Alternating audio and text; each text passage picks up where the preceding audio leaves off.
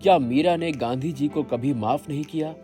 British navy अफसर की बेटी मैडेलिन स्लेड ने महात्मा गांधी के साथ आजादी के आंदोलन में काम किया था। 1982 की बात है। ऑस्ट्रिया में भारत के राजदूत वियना से सटे एक कस्बाई इलाके में पहुंचे और एक सामान्य से घर के सामने रुके।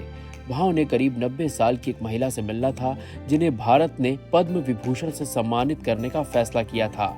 भारतीय राजदूत पद्म विभूषण का प्रशस्ति पत्र और दूसरी चीजें उन्हें देने गए थे। उन महिला का नाम था मैडेलिन स्लेड। मैडेलिन एक समय महात्मा गांधी के आकर्षण में खिंची भारत चली आई थी। इस रिश्ते के बारे में तमाम बातें कही गई। दोनों ने एक दूसरे को जो पत्र लिखे, उनमें कई रंग दिखते हैं। मैडेलिन का जन्म 1892 में हुआ था। वो ब्रिटिश नेवी अफसर सर एडमंड स्लेड की बेटी थी। नवंबर 1925 में वो भारत आईं और साबरमती आश्रम में महात्मा गांधी से मिली। महात्मा ने उन्हें नया नाम दिया, मीराबेन। जल्द ही आश्रम के जीवन में उनका मन रम गया। मीराबेन को गांधी जी के इर्द गिर्द ही रहना पसंद था, लेकिन ऐसी निकटता गांधी जी को असहज कर देती थी। दोनों का करीब 23 वर्षों का साथ रहा। गांधी जी इस दौरान मैडेलिन को बार बार देश के दूर दराज के इलाकों में आजादी के आंदोलन से जुड़े काम काज के लिए भेजते रहे, लेकिन गांधी जी से ऐसी दूरी मैडेलिन को सहन नहीं होती थी। मैडेलिन ने अपनी ऐसी हालत को दिल की तड़प कहा है। हालांकि गांधी जी से आध्यात्मिक कष्ट कहते थे। आश्रम में रहने के दौरान ही मीराबेन ने अविवाहित रहने का फैसला कर लिया। ब्रह्मचर्य का संकल्प लेने के कुछ ही समय बाद वो पहला मौका आया जब मीराबेन को काफी समय के लिए गांधी जी से दूर रहना पड़ा, क्योंकि वो दूर दराज के इलाकों की यात्रा पर चले गए और मीराबेन को लड़कियों के स्कूल में अंग्रेजी पढ़ाने और हिंदी उर्दू सीखने के लिए भेज दिया गया।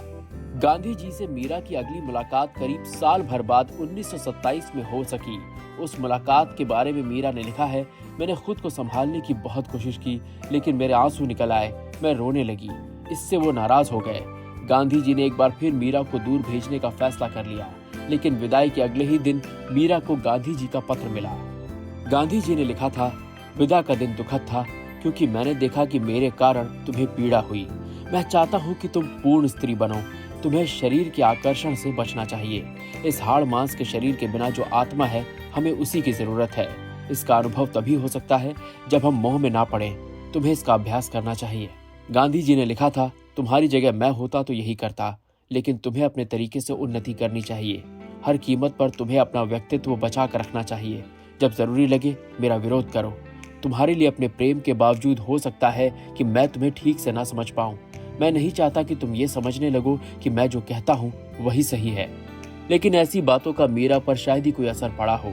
वो तो उस महात्मा के आकर्षण में बंधी हुई थी, जिनसे उनकी मुलाकात महान फ्रेंच लेखक रोमियो रोला ने कराई थी। और रोमियो रोला से वो मिली थी जर्मन संगीतकार बीथोवेन के जरिए। बचपन से ही वो बीथोवेन के संगीत की दीवानी थी। इतनी दीवानी कि अपने प्रिय संगीतकार की कब्र पर फूल चढ़ाने के लिए ब्रिटेन से वियना चली गई। वहां से ब्रिटेन लौटने पर मैडेलिन को पता चला कि बीथोवेन के बारे में मशहूर फ्रांसीसी लेखक रोमियो रोला ने किताब लिखी है, लेकिन वो किताब फ्रेंच भाषा में थी। मैडेलिन ने इसके लिए पेरिस जाकर बाकायदा फ्रेंच सीखी। फिर वो स्विट्जरलैंड गई रोमियो रोला से मिलने। उस मुलाकात में रोमियो रोला ने उन्हें अपनी एक और किताब दी, महात्मा गांधी।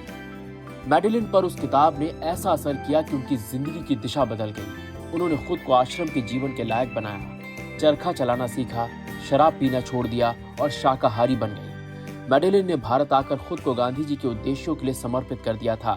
उन्होंने लिखा है कि गांधी जी के लिए मेरे मन में जो आदर था, जो प्रेम था, उसके चलते ही मैंने ये सारे कष्ट उठाए। हालांकि मीरा के इस प्रेम से गांधी जी असहज हो जाया करते थे। अपने कई पत्रों में उन्होंने मीरा को समझाया। ऐसे ही एक पत्र में गांधी जी ने मीरा को लिखा था, तुम्हें वापस भेजते हुए मुझे बहुत दुख हुआ। तुम्हारे प्रति मैंने बहुत कठोरता दिखाई, लेकिन मेरे पास कोई चारा नहीं था। मुझे एक ऑपरेशन करना था और मैंने इसके लिए खुद को तैयार कर लिया था।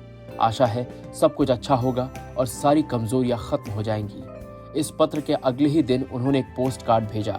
उसमें लिखा, इसे तुम्हें केवल ये बताने के लिए भेजा है कि मैं तुम्हें अपने मन से हटा नहीं सकता। किसी भी बड़े ऑपरेशन के बाद हर सर्जन को मरहम की जरूरत होती है। ये मेरा मरहम है। इस पोस्ट कार्ड के 2 दिन बाद गांधी जी ने मीरा के नाम एक और पत्र रवाना किया। इसमें लिखा, एक सीरियस ऑपरेशन के बाद मैंने तुम्हें 2 पत्र भेजे थे। तुम्हारी बातें सुनने के लिए मैं कभी इतना बेचैन नहीं हुआ था। कल रात नींद में तुम्हारा सपना आया, फिर नींद टूट गई।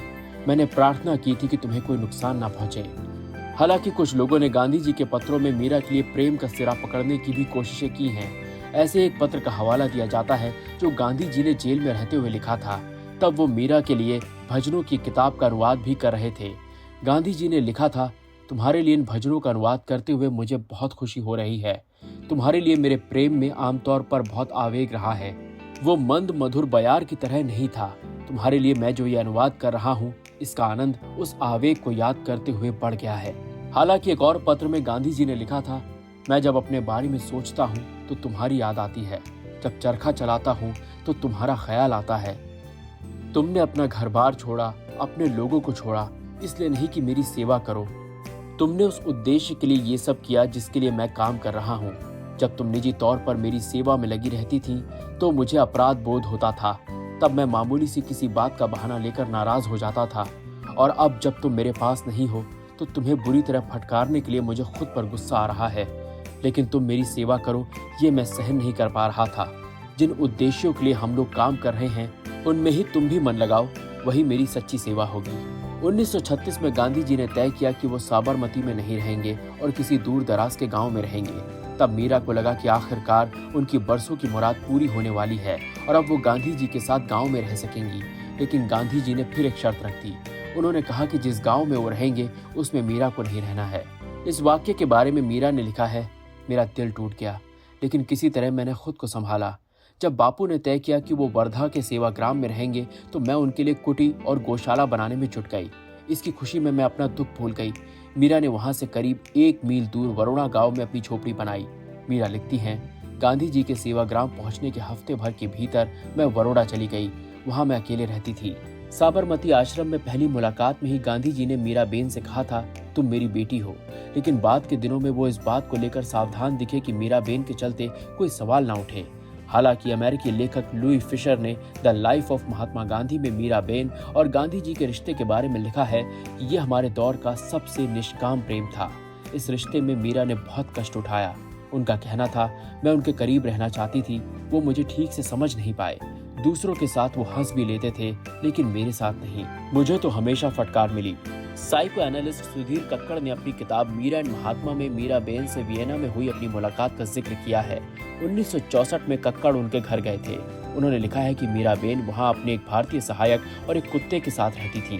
कक्कड़ के मुताबिक उन्होंने भारत के बारे में बड़े बेमन से कुछ बातें पूछी। उन्होंने गांधी के बारे में बात करने से मना कर दिया। उनका कहना था कि अब गांधी में उनकी दिलचस्पी नहीं रही।